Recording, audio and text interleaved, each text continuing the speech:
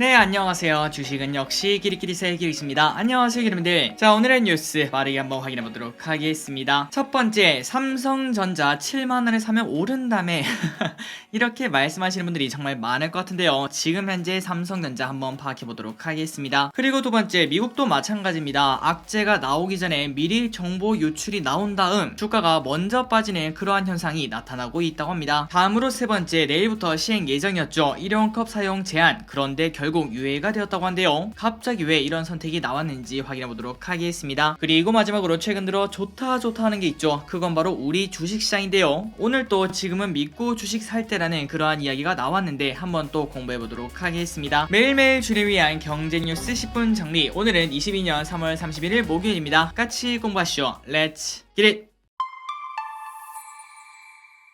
항상 기름분들 이렇게 같이 공부해주셔서 진심으로 감사합니다. 벌써 3월이 끝났네요. 자, 3월의 마지막 기름분들 잘 마무리하시기 바라고요. 그리고 다음달 기름분들이 원하시는 거 모두 이루는 그러한 4월이 되었으면 좋겠습니다. 그리고 플러스 내일은 만우절이니까 절대 만우절 속지 마시고요. 자, 그렇다면 바로 내용으로 들어가도록 하겠습니다. 그리고 이제는 진짜로 조금 빨리 끝내보도록 하겠습니다. 최근 들어 영상이 조금 길었죠. 어젯밤 뉴스 뉴욕 증시 하락, 나스닥 1.2% 하락, 그리고 전기 이어 가스 요금도 인상이 되었다는 소식입니다. 어제 투자자들은 우크라이나 사태와 채권 시장 움직임을 주목했습니다. 전날 러시아와 우크라이나가 5차 평화 협상에서 진전을 이뤘다, 이러한 보도에 투자 심리가 좋아졌지만, 그런데 어제는 그 낙관론이 또다시 약화되며 투심이 나빠졌다고 합니다. 그리고 그 결과 증시는 하락했고 국제유가는 상승 전환하고, 러시아가 가스 공급을 중단할 상황을 대비해 독일과 오스트리아가 가스 배급자를 위한 절차를 밟기 시작한 점도 시장에서는 부담을 느꼈다고 합니다. 그리고 플러스 내일인 4월 1일부터 전기요금에 이어 주택용 가스요금도 현행 메가줄당 14.22원에서 14.65원으로 0.43원, 그러니까 3% 인상을 한다고 한대요. 그래서 이번 조치에 따라 연중 가구당 평균 가스요금은 월 860원 정도 오를 예정이라고 합니다. 다음입니다. 누가 미리 흘렸나? 월가 블록딜 10건 중 6건은 직전의 주가 하락. 미국 월스트리트에서 대주주의 주식 대량 매매 직전마다 주가가 떨어진 것으로 나타나 정보 유출 의혹이 제기가 되고 있다고 합니다. 연방정부 당국은 월가의 대형 투자은행들이 비밀 유지 의무를 위반하고 주요 고객사들에게 대량 매매 정보를 미리 흘린 것으로 보고 조사에 착수했다고 한데요. 월스트리트저널이 지난 2018년부터 2021년 이뤄진 393건의 블록 트레이드 장외 대량 주식 매매를 하나씩 분석한 결과 58%의 경우 직전 거래일에 해당 주식 가격이 하락하는 걸 발견할 수 있었다고 합니다. 그래서 해당 기업에 대한 부정적인 뉴스 때문이거나 아니면 단순히 운이 나빴기 때문이다, 이렇게 볼 수도 있겠지만, 그런데 지속적으로 이런 현상이 나타나기 때문에 아마도 정보가 새지 않았나, 이렇게 볼 수 있다고 합니다. 그리고 플러스 조금 놀랄만한 내용도 담겨 있었는데, 이러한 정보 유출의 주된 피해자는 당연히 개미일 거라고 생각을 했는데, 그런데 개인이 아니라 연기금인 것으로 전해졌다고 합니다. 자, 이러한 내부자 정보라고 볼 수 있겠죠. 이런 것들로 인해서 이러한 현상이 나타나면 절대 안 될 거라는 걸 우리가 생각을 해볼 수 있습니다. 그리고 이거를 결국 예방하는 거는 딱 하나밖에 없겠죠. 강력한 처벌. 이 부분이 당연히 필요하다고 생각을 해볼 수 있겠네요.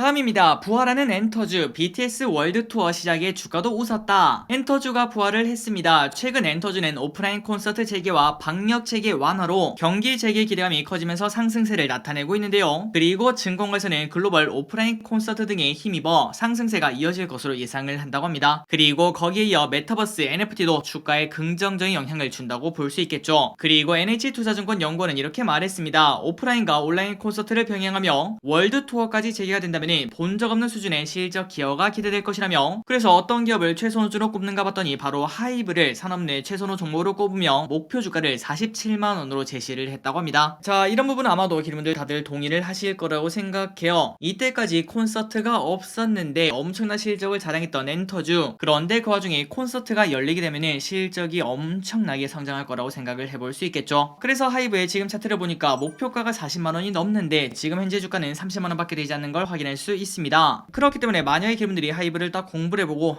이거는 더 오르겠다, 이러한 판단이 생긴다면은 지금 위치를 봤을 때 121선에 딱 걸려있는 걸 확인할 수 있는데요. 여기서부터는 두 가지의 흐름을 기대해 볼 수 있을 것 같습니다. 지금까지 계속 쭉쭉 올랐기 때문에 한 번은 좀 쉬었다가 다시 61선이나 아니면은 21선을 지지하고 올라갈 것이다, 그러한 생각을 해볼 수 있을 것 같고, 그 다음에 최근 증시 분위기가 조금씩 좋아지고 있으니까 그런 거 없다, 그냥 바로 가겠다, 그러니까 바로 121선을 뚫고 올라가면서 상승을 하겠다, 이런 생각도 해볼 수 있겠죠. 만약에 만약에 상승한다면 어떻게 상승할지는 우리가 당연히 모르겠지만, 그런데 이런 것들을 생각하면서 분할 매수를 어떤 식으로 진행할지 그런 것들도 한번 정해보시면 좋을 것 같습니다. 다음입니다. 결국 미뤄졌다는 소식입니다. 카페 일회용컵 과태료 시행 이틀 전 유예. 정부가 다음 달부터 카페 안에서 일회용품 사용을 금지하기로 했는데 혼선이 현재 벌어지고 있습니다. 그렇다면 그 이유가 뭔가 봤더니 바로 인수위가 코로나로 어려운 자영업자를 생각해 반대 입장을 밝히자 환경부가 시행 이틀 전 단속을 하지 않겠다 이렇게 말했다고 한대요. 자, 그러니까 이렇게 유예가 된 거는 바로 어려운 자영업자를 위해서라고 볼 수 있는데, 그런데 문제가 생겼죠. 맞습니다. 이러한 부분을 미리미리 반영을 해서 컵 사용 금지에 적극 대비했던 카페들만 오히려 불이익을 받는다고 볼 수 있는데요. 그래서 지금 상황은 정부가 정책 일관성을 스스로 깨면서 머그컵이냐 일회용컵이냐 카페도 소비자도 헷갈리는 상황이 되기 때문에 당분간의 혼란이 존재할 수밖에 없다고 합니다. 어쨌든 여러분들, 원래 내일부터는 카페에서는 이제 일회용컵을 사용하지 못했는데, 그런데 조금은 유예가 되었다고 합니다. 그리고 그 기간은 최소한 몇 개월은 지나야 되지 않을까 이렇게 볼 수 있습니다. 자, 그래서 개인적으로 모두를 만족하는 정책 이런 거는 당연히 없겠죠. 하지만 이런 식으로 번복이 나오는 거는 또 다른 피해자를 만드는 그러한 문제점이 있지 않나 이런 생각을 해봅니다. 다음입니다. 아마도 많은 분들이 공감하실 것 같습니다. 6만 전자에 닿으면 돈 벌 줄 알았는데 최근 들어 속타는 개미들이 많아지고 있다고 하는데요. 자, 그 이유를 한번 보도록 하겠습니다. 삼성전자가 7만원을 중심으로 한 박스권에서 빠져나오지 못하고 있습니다. 그리고 지금 증시가 슬금슬금 오르고 있죠. 그런데 그 와중에도 삼성전자는 그냥 돌부처처럼 가만히 있으니까 주주분들의 속은 까맣게 타들어간다고 생각을 해볼 수 있습니다. 그리고 플러스 어제는 미국 마이크론이 호실적과 함께 긍정적인 전망을 내놨는데도 불구하고 오히려 하루 만에 탈환한 7만원선 아래로 다시 내려가는 게 바로 삼성전자의 현실이라고 한대요. 그렇다면 그 이유가 뭔가 봤더니 바로 비메모리 반도체 분야에서의 수율 문제, 증여세를 내기 위한 오너일가의 지분 처분, 그리고 외국인의 매도세가 발목을 잡고 있다고 합니다. 그리고 이틀 전에는 이러한 소식도 나왔습니다. 파운드리 업계의 큰 고객사들이 삼성전자를 외면하고 대만 TSMC를 향하는 일이 많아지고 있다고 한대요. 스마트폰에 들어가는 어플리케이션 프로세서 AP를 만드는 퀄컴은 3나노 공정의 차세대 AP의 위탁 생산을 삼성전자에 맡길 예정이었지만 결국 TSMC를 선택한 바 있다고 합니다. 그래서 이런 식으로 야, 삼성전자 진짜 답도 없다 이런 생각을 해볼 수 있겠지만, 그런데 그 와중에 증권가에서는 결국은 실적 때문에 주가는 올라갈 거다 이렇게 예측을 한다고 한대요. 메모리 반도체의 업황 회복이 삼성전자 주가에도 긍정적인 영향을 줄 것이다 이러한 분석이 나온다고 합니다. 그러니 말 그대로 실적에 대한 기대감이라고 볼 수 있겠죠. 자, 현대차증권 연구원은 이렇게 말했습니다. 1분기 실적을 바닥으로 2분기부터 개선이 예상된다며 7만원 이하의 가격은 진짜 견고한 바닥 락바텀으로 판단을 한다고 합니다. 자, 그래서 우리가 차트를 딱 봤을 때 최근 들어 삼성전자 좀 재미없는 박스를 나타내고 있는 걸 확인할 수 있죠.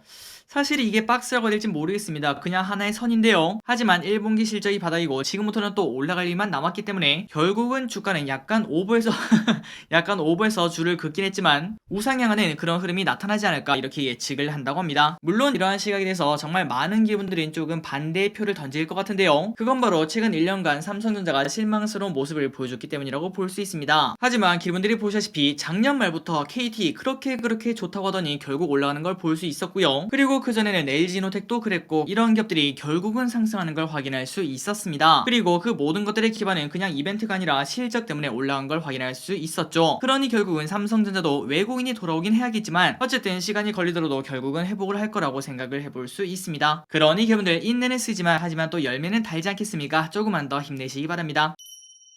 다음입니다. 에디슨 EV 요즘 좀 시끄러운 기업이죠. 상장 폐지 위기가 되었으며 감사 의견 거절에 거래 정지가 되었다고 합니다. 모기업 에디슨 모터스와 함께 쌍용 자동차 인수에 나섰던 에디슨 EV가 감사 의견 거절을 받으면서 상장 폐지 위기에 몰렸습니다. 그리고 한국거래소는 에디슨 EV의 대주주들의 먹튀 논란을 확인 중이라고 한대요. 거래소는 에디슨 EV 대주주의 주식 처분과 관련해 불공정 거래가 있었는지에 대한 심층 분석에 들어갔다고 합니다. 지난해 5월 1,500원이었던 에디슨 EV의 주가는 쌍용차 인수설이 돌자 지난해 11월 12일 82,400원, 이게 얼만가요? 10배가 아니라 거의 50배 가까이 오른 걸 확인할 수 있는데요. 그리고 이 와중에 DMH, SLH, 노바드 IB, 아임홀딩스, 스타라이트 등 투자조합 5곳은 저가의 주식을 집중 매입해 몇 달 뒤 모두 매도를 했다고 합니다. 한편 코스닥 상장사인 에디슨 EV는 전날 장 마감 후 지난해 재무제표대에서 회계법인에서 감사 의견 거절을 받았다고 공시했는데요. 사마 회계법인은 유동부채가 유동자산을 초과하고 영업손실도 앞으로도 지속돼 계속 기업으로서의 존속 능력에 의문이 든다 이렇게 표현을 했습니다. 그래서 다음 달 11일까지 감사 의견 거절해서 확인서가 제출되지 않으면 상장 폐지 사유에 해당이 된다고 합니다. 자, 그러니 말 그대로 에디슨 EV에 조금 노이즈가 많은 걸 확인할 수 있는데요. 그런데 기류분들이 이러한 적자 기업에는 웬만해서는 투자를 하지 않으셨으면 그런 마음을 저기리슨 조금 가지고 있습니다. 피해받으신 기류분들이 없으셨으면 좋겠습니다. 다음입니다. 최악의 고율제대란 건설 현장 덮칠까 3표발 나비효과 어디까지. 레미콘 업계가 주요 원자재인 고율제 그리고 시멘트 수급 대란으로 비상인 상황이라고 합니다. 참고로 레미콘은 고율제랑 시멘트를 섞어서 만든다고 한대요. 그런데 이 두 개 전부 다 수급 대란이 현재 나타나고 있으니까 당연히 비상이라고 볼 수 있겠죠. 그리고 특히 수도권 최대 고율제 공급 공장이 중대 재해사고 수사로 2달 넘게 멈추면서 혼란이 더욱 커지고 있는데요. 그래서 고율제 가격이 치솟고 있는 와중에 얼마 전에 우리가 공부했다시피 시멘트 공급까지 차질을 빚고 있기 때문에 봄철 성수기 건설 현장이 멈출 가능성도 있다, 이러한 우려가 현재 나오고 있다고 합니다. 그래서 업계에 따르면 주요 고율제 가격은 이달 1루베당 15,000에서 17,000원으로 13% 넘게 튀었으며, 참고로 골제는 레미콘 재료 중 70에서 80%의 비중을 차지를 한다고 합니다. 그리고 그런 와중에 시멘트 수급마저 겹치면서 레미콘 업계의 불안감은 계속 커지고 있는데요. 게다가 원유 가격 상승에 따른 운반비 인상 압박도 커지고 있다고 합니다. 그래서 레미콘 업계 관계자는 원재료 수급 자체가 어려운 가운데 비용 부담까지 커지고 있다며 건설 현장이 멈추지 않도록 최대한 공급량을 늘리고 있지만 현실적 한계가 있다, 이렇게 토로를 한다고 합니다. 그러니까 이러한 뉴스를 봤을 때 모든 게 다 가격이 오르겠구나 이런 생각을 해볼 수 있고, 그리고 플러스 최악일 때는 건설 현장도 단기간 동안 멈출 수 있다, 이런 생각도 해볼 수 있을 것 같습니다. 그래서 마치 우리가 지난번에 공부했다시피 건설 업계가 조금 위험할 수도 있다, 이러한 생각을 한 번 더 떠올려봤는데요. 일단 특정 기업을 가져오기는 조금 그래서 건설 ETF를 가져왔더니 작년에 건설주는 많이 올랐다가 여름부터 주가가 빠지더니 올해 초부터 대선 기대감 때문에 다시 주가가 오르는 걸 확인할 수 있습니다. 벌써 저점 대비 20% 가까이 오르는 걸 확인할 수 있는데요. ETF가 20%나 오른 거는 꽤나 많이 올랐다, 이런 생각을 할 수 있는 가운데, 게다가 방금 전에 봤다시피 결국은 건설업계의 가격 부담으로 다가올 것이고, 그리고 플러스 건설 현장까지 멈추게 된다면은 대형 건설주는 타격이 없겠지만 그래도 중소형 건설주는 조금은 타격이 있지 않겠나, 이런 생각을 해볼 수 있습니다. 그렇기 때문에 혹시나 기분들이 건설주에 투자를 하고 계시다면은 이런 부분도 한번 생각해보시면 좋을 것 같습니다.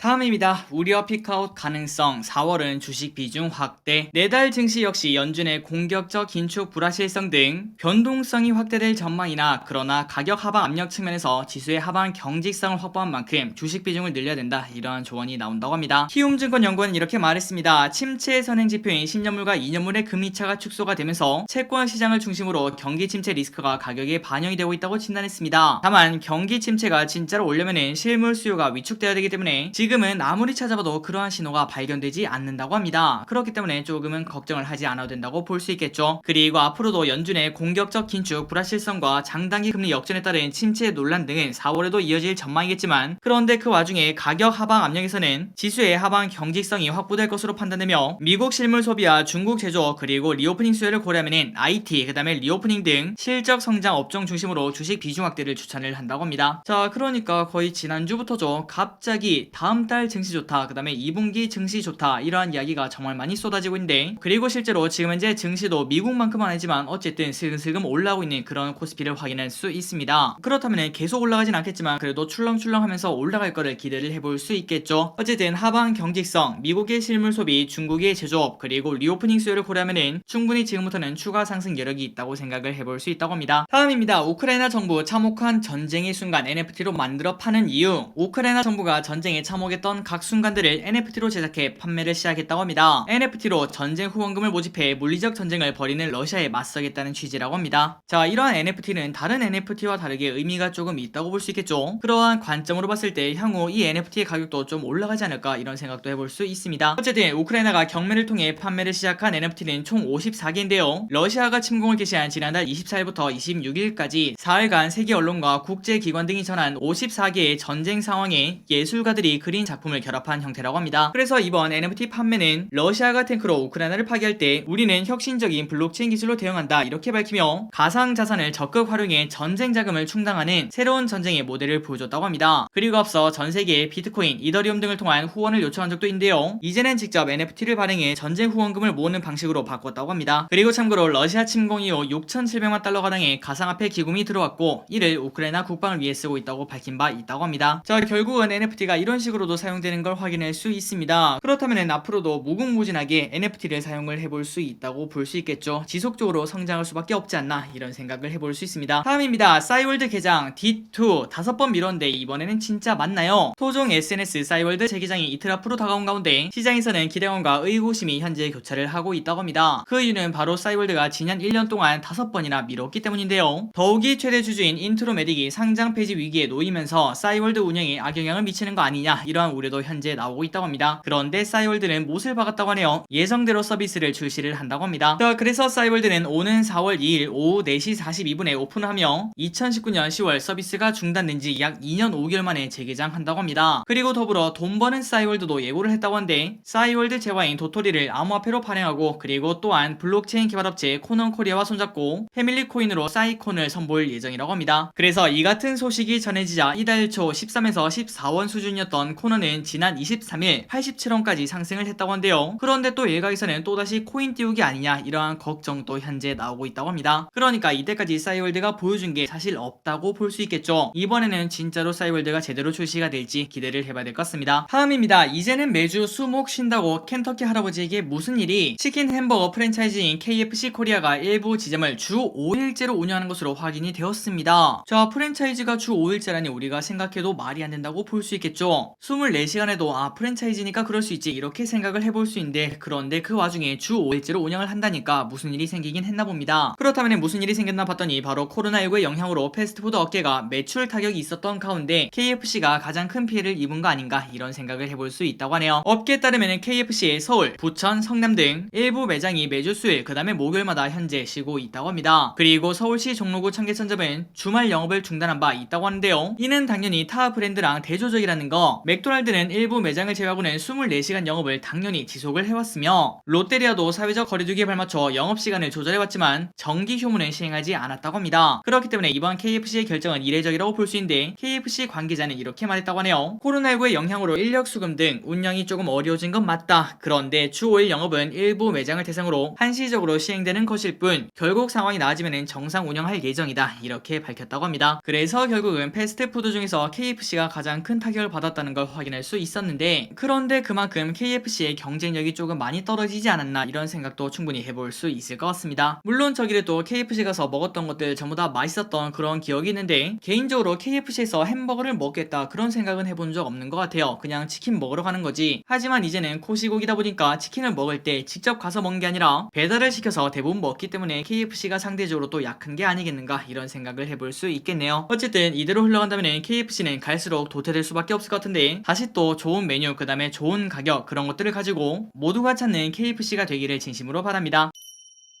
자, 오늘의 리포트 한 가지를 보고 끝내보도록 하겠습니다. 삼성 SDS 최근 들어 좋다고 얘기가 계속 나오고 있네요. 1분기 기대 이상 실적, 투자 의견 목표가 상승. DB금투는 삼성 SDS에 대해서 투자 후 기대되는 IT 서비스 향후 성과, 운임 상승으로 최고 실적을 경신하고 있는 물류 사업 등을 감안해 올해 예상 영업이익을 12% 상향 조정을 했다고 합니다. 이에 투자 의견 중립에서 매수, 목표 주가 16만원에서 18만원으로 상향 조정했다고 합니다. DB금투에서는 이렇게 말했습니다. 올해 영업이익은 전년 동기 대비 24% 증가해 지난 2년 연속 영업이익 역성장 굴레에서 벗어날 것으로 전망을 한다고 하며 실적은 하반기로 갈수록 개선이 되며 올해 예상펀은 14배까지 내려와 부담도 없고 최근 대주주 지분 매각에 따른 충격으로 주가 바닥도 형성이 되었기 때문에 이제는 올라갈 일만 남았다고 합니다. 그래서 우리가 지난번에 공부했기 때문에 빠르게 보고 넘어가도록 할게요. 실적은 지속적으로 성장하는 걸 확인할 수 있고요. 그런데 그런 와중에 주가는 계속 내리막길을 걷고 시장은 절대 쳐다보지 않고 그리고 삼성 SDS 이거 자체를 찾아서 들어오는 사람보다 삼성 SDI를 찾다가 실수로 오는 사람들이 더 많은 그런 주식이었는데 하지만 이번 블록딜이 나오면서 사람들이 한번 쳐다보게 되었다고 지난번에 우리가 같이 공부를 해봤습니다. 그리고 그 결과